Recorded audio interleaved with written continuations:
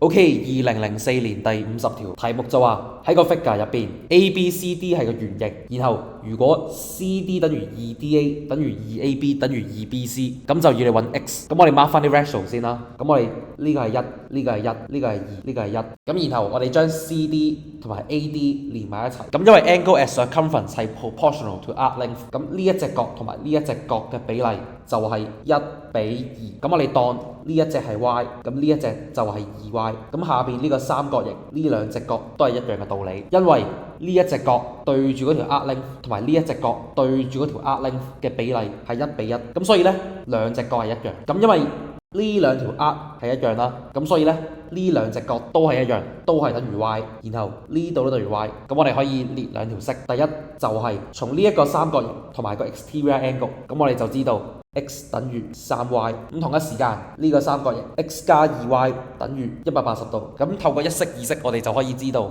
5y 等於180度， y 就等於36度。咁因為 x 等於 3y， 咁所以呢就等於3乘36度，咁就等於108度。所以答案就係 A 啦。